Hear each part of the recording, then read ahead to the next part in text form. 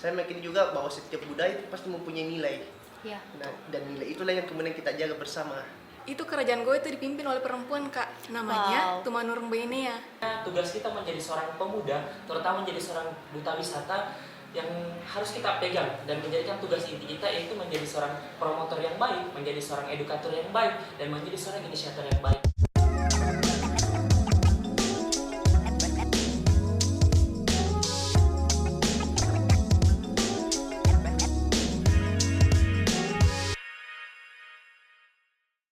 Pemirsa Lodang Podcast Spirit Peradaban Bangsa hari ini akan ditemenin bareng Delvi Zamaksari Hamsi Lodang. Tentunya bersama bintang tamu spesial yang dimana kita akan ngulik lebih dalam tentang duta wisata atau wisata yang ada di Kabupaten Goa. Nah, yang penasaran hari ini Delvi ditemenin bareng Kak. Halo, perkenalkan saya atas nama Ulil Amri Ismail. Halo, perkenalkan nama saya Siti Nur Aziza. Halo, perkenalkan nama saya Darul Di Fatur Rahman Amin. Nah, untuk hari ini kita bertiga akan mengulik lebih dalam tentang wisata yang ada di Kabupaten Goa.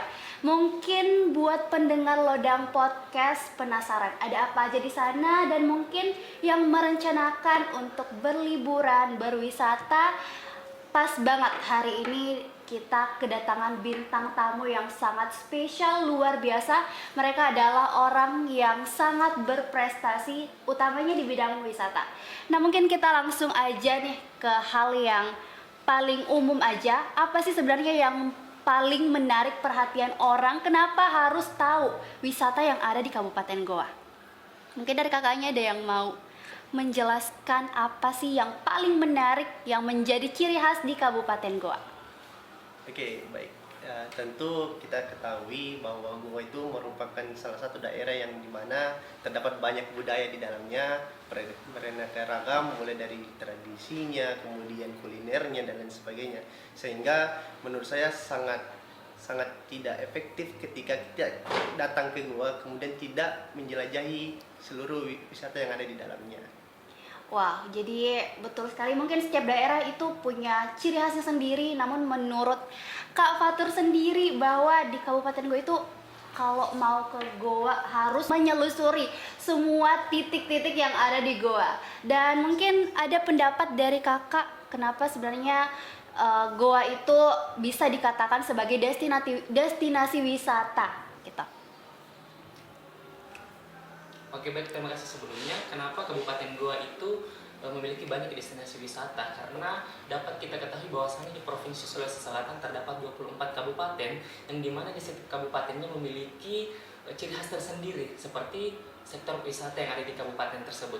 Nah, Goa ini merupakan salah satu yang memiliki destinasi wisata yang sangat banyak. Salah satunya itu Malino, yang dimana Malino ini memiliki berbagai cabang wisata lagi di dalamnya, seperti ada Sierra, ada Cimory, dan berbagai wisata-wisata lainnya. Selain itu juga di Malino itu yang sangat unik itu ada event yang namanya Beautiful Malino yang dilakukan setiap tahunnya, Kak. Luar biasa banget ya, ternyata di Goa itu ada banyak sekali destinasi wisata, utamanya kayak Malino, Cimory, yang kayaknya semua orang tuh udah tahu bahwa itu hal yang wajib kayaknya menjadi wishlist setiap orang untuk dikunjungin. Kayak Cimory, Malino, dan banyak hal lainnya. Apalagi tadi ada event yang sangat besar di sana yaitu Beauty Malino. Nah, selanjutnya kita itu pengen tahu bagaimana tugas kakak sebagai seorang duta wisata mungkin di sana untuk bisa memperkenalkan lebih dalam lagi, lebih luas lagi tentang wisata yang ada di Malino atau di Goa ya. Kalau boleh tahu gimana, Kak? Untuk kami sendiri ya, cara mempromosikan destinasi wisata yang ada di Goa itu dengan cara kita mengunjungi ke tempat tersebut, lalu kita buat video-video edukasi kepada masyarakat. Jadi setelah kita take videonya, kita sebarkan kepada masyarakat bagaimana tentang destinasi wisata tersebut. Nah, selain itu juga kita berkunjung ke sekolah-sekolah segala macam untuk memperkenalkan wisata dan budaya yang ada di Goa, karena sebenarnya Goa ini sangat dalam kalau kita ingin mendalaminya, akan tetapi seseorang nggak tahu. Jadi tugas kita sebagai duta wisata, kita harus memperkenalkan semua itu kepada seluruh masyarakat yang ada di Goa.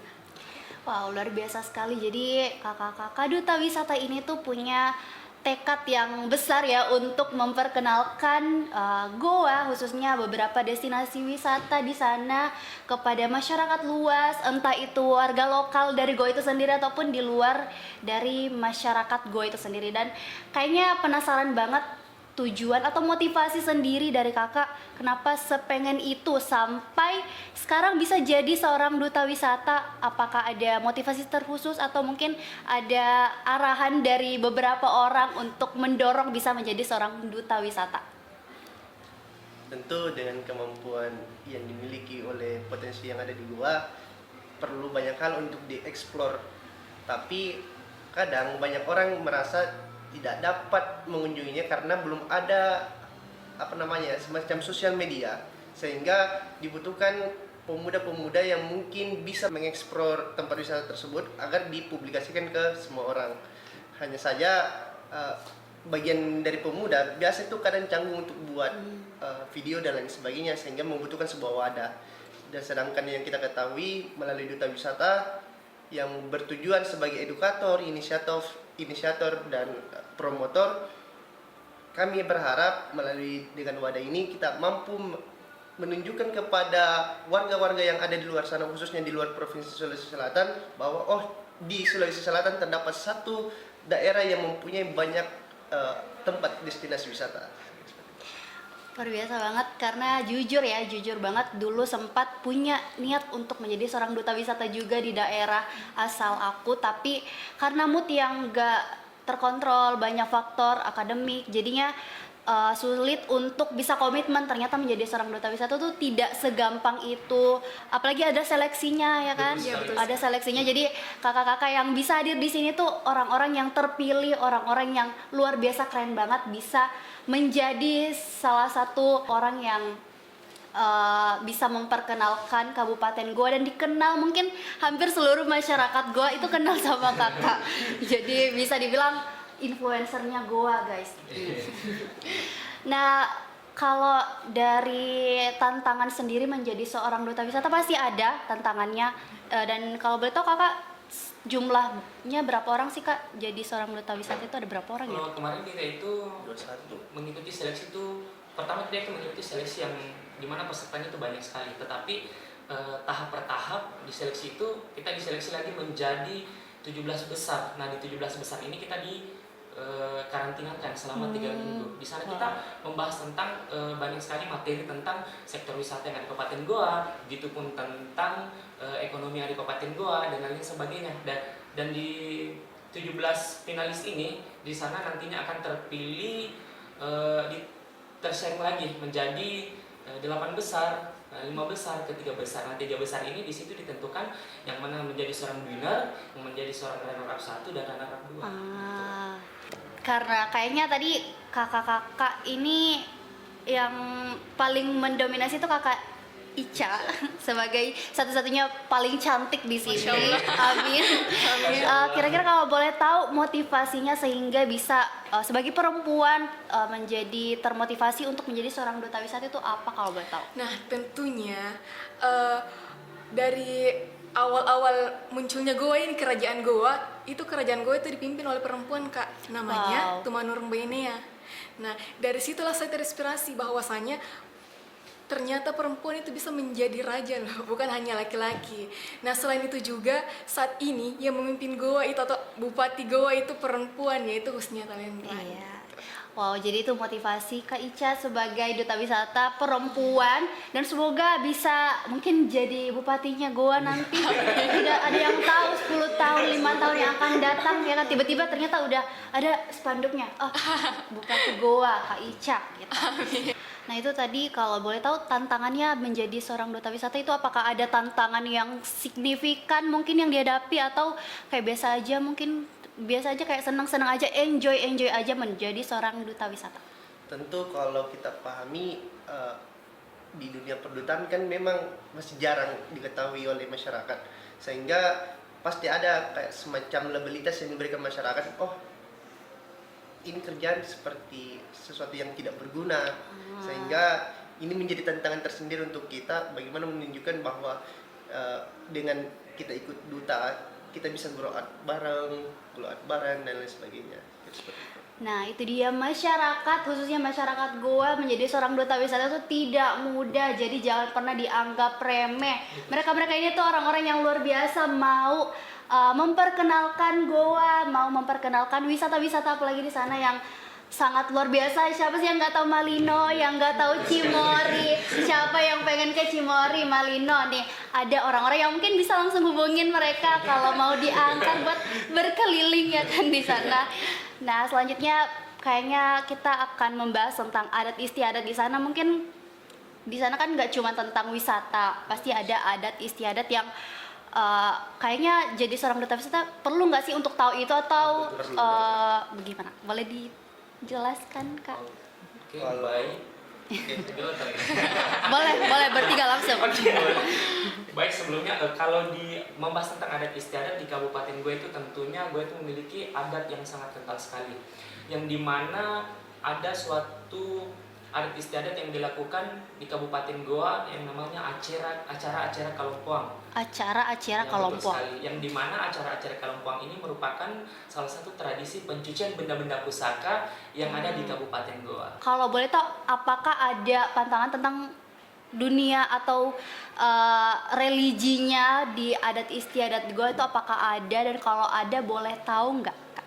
Nah betul sekali Kak, kalau di Goa itu terdapat beberapa wisata, salah satunya wisata alam, wisata buatan, dengan wisata religi. Yang dimana mungkin wisata religi ini boleh kita dengar pendapat dari Kakanda Fatur, yang dimana notabene-nya Kakanda Fatur ini hatam ya Wah. dengan wisata-wisata religi seperti itu. Jadi kalau dikatakan wisata religi, memang betul kalau kerajaan Goa itu mempunyai banyak budaya, khususnya di budaya religi, karena yang kita tahu bersama salah satu wisata religi di Goa itu di Masjid Tua Katangka. Masjid Tua Katangka ini adalah masjid yang paling pertama sekali dibangun di kerajaan Goa pada saat Islamnya Sultan Alauddin Awalul Islam. Nah, tapi yang sebenarnya yang pertama masuk Islam itu Sultan Malikus Said, yang dimana dia merupakan raja dari Talok. Hanya saja kalau dari Goa yang pertama itu Raja Alauddin. Jadi kalau dikatakan bagaimana peran agama Islam dalam kerajaan Goa itu mungkin sangat panjang, mungkin yang kita bahas mulai dari kedatangan tiga datu Ribandang, Datu Ditiro dan lain sebagainya. Merupakan wajib banget sih kalau buat teman-teman ketika berkunjung ke Goa melihat langsung dari masjid tersebut, di mana ya mempunyai kayak semacam replika daripada masjid yang ada di Mekah. Sekian seperti itu Kak. Jadi selain itu mungkin ada lagi Kak yang jarang orang tahu, jarang orang notice, mungkin bahkan orang-orang di sana sendiri nggak tahu kalau ada adat istiadat itu. Salah satunya itu ada di daerah di Bontonompo, ada yang dinamakan Bulu Ajapa. Ya, Bulu Ajapa itu semacam beberapa orang warga di sana melakukan semacam permainan budaya yang dimana memilih satu bambu kemudian benar-benar mengangkatnya sampai berjalan sendiri. Wow. Kalau secara mistis orang mengatakan bahwa itu bagian daripada budaya yang sudah lama dilakukan oleh masyarakat sana, cuma ya yang kita ketahui kan semakin berkembangnya zaman kan ada benturan atau pergeseran budaya sehingga terjadi degradasi sosial. Nah, melihat situasi itu Kak, kira-kira apakah ada inisiatif dari Kakak sebagai duta wisata untuk kayaknya adat istiadat ini tuh perlu untuk kita perlu kita bangkitkan lagi, perlu kita tunjukkan lagi ke masyarakat luas tentang bahwa ini ada kok adat istiadat ini yang perlu kita kayaknya kembalikan lagi, perlu kita perkenalkan lagi ke masyarakat, atau kayak udah begitu Kak? Tentu penting banget kalau untuk seorang duta wisata tetap memberikan edukasi kepada masyarakat bahwa untuk menjaga kearifan lokal, tradisi dan lain sebagainya itu sangat penting. Karena kenapa? Yang pertama itu kan warisan leluhur. Yang kedua, agar anak cucu kita ke depan itu bakalan tahu, oh ternyata yang pernah dilakukan orang-orang tua kita dulu-dulunya itu seperti ini. Dan saya yakin juga bahwa setiap budaya itu pasti mempunyai nilai. Ya. Nah, dan nilai itulah yang kemudian kita jaga bersama. Saya kira seperti itu. Kalau dilihat dari adat istiadat yang tadi kakak sebutkan, apakah sampai sekarang masih sering dilakukan atau mungkin udah mulai berkurang dilakukan oleh masyarakat di sana atau seperti apa kak? Kalau untuk dilakukan tentu masih dilakukan oleh masyarakat di sana sebagai bentuk dalam menjaga budaya tersebut. Hanya saja masih banyak masyarakat kita khususnya di Sulawesi Selatan itu kurang mengetahui budaya tersebut karena yang pertama kurang terekspos, yang kedua tidak ada lagi edukasi tentang budaya tersebut, sehingga banyaklah problem-problem yang terjadi sehingga budaya tersebut itu mungkin sedikit demi sedikit itu mulai hilang dan pudar. Oh, jadi sangat disayangkan ya, mungkin bukan cuma di daerah gua aja yang punya masalah seperti ini, yang kalau adat istiadat itu udah mulai tidak ternotis ya, tidak ternotis sama masyarakat, apalagi sekarang udah zamannya sangat berbeda, ada istilah Gen Z, sekarang udah ada Gen Alpha yang sangat beda kebiasaan kita untuk mengeksplor lebih dalam tentang adat istiadat. Dan kayaknya kita kembali lagi tentang dunia duta wisata karena kita hari ini tuh temanya sangat spesifik tentang wisata. Jadi mungkin ada pesan dari kakak kalau semisal nih ada masyarakat yang pengen buat datang ke datang ke Goa, apakah ada saran atau tips nih untuk mereka yang pengen mengeksplor Goa tapi nggak tahu mulai dari mana, atau ada hal-hal yang harus mereka perhatikan betul-betul tentang mungkin adat istiadat atau pantangan-pantangan dari masyarakat warga dari Goa? Untuk wisatawan yang ingin berkunjung ke Goa, kita bisa hubungi duta wisata. Selain itu, pesan untuk wisatawan yang ingin mengunjungi wisata yang ada di Goa, pesan kami sebagai duta wisata, tolong menjaga kebersihannya karena banyak orang yang menyepelekan sekali tentang kebersihan saat berwisata. Yang kedua, mungkin ada tempat wisata yang perlu kita expose. Nah, yang ketiga juga itu terkadang banyak wisatawan yang menyepelekan keamanannya saat berwisata. Nah, itu sangat penting untuk mereka menjaga keamanan mereka. Contohnya jika mereka ingin berwisata di Malino kan, Malino terkenal sebagai wisata alamnya. Nah, jika wisatawan yang ingin berkunjung ke contohnya air terjun Takapala, nah di situ sangat penting dalam menjaga keamanan mereka. Itu sih saran-saran kami untuk mereka, Kak. Nah, jadi itu dia tadi tips and trick mungkin untuk yang pengen berkunjung ke Goa, boleh banget untuk memperhatikan, wajib banget untuk memperhatikan kebersihannya, apalagi tata keramanya ya, untuk masyarakat itu sangat penting. Kalau boleh tahu mungkin sebagai duta wisata apakah ada harapan entah itu untuk masyarakat lokal di sana atau mungkin calon-calon calon-calon yang akan mengunjungi wisata di Goa itu, apakah ada harapannya, Kak? Kalau untuk saat ini sama-sama kita ketahui kalau sekarang Indonesia itu sudah masuk ke dalam bonus demografi, di mana peran pemuda itu sangat penting dalam membangun sebuah negeri, sehingga peran pemuda harusnya bisa mengambil peran yang lebih signifikan daripada pemuda-pemuda pada umumnya. Nah, salah satu bentuk peran kita sebagai pemuda untuk meraih Indonesia Emas 2045 itu dengan memasuki Yayasan Tarung Katololo Duta Wisata Goa.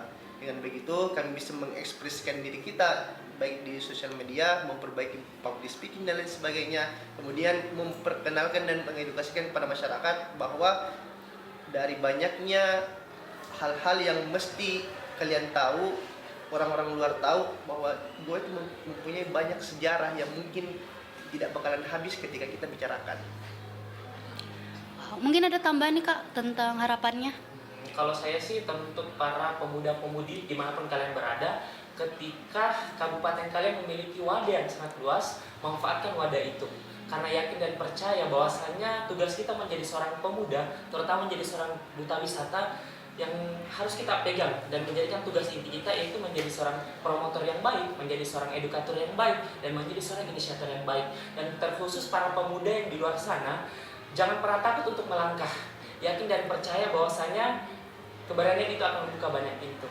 Kalau itu dari saya, Kak. Jadi terakhir mungkin kalau misalnya kita pengen berkunjung dan pengen bertemu dengan kakak-kakak cantik dan ganteng-ganteng ini, kita itu kalau misalnya pengen ketemu boleh atau nggak boleh nih Kak? Boleh Boleh banget dong, Kak. Boleh banget, boleh banget. Caranya itu gampang sekali, Kak. Gimana tuh caranya Kak? Follow saja akun officialnya Lolo Tarunka Duta Wisata Kabupaten Goa. Follow.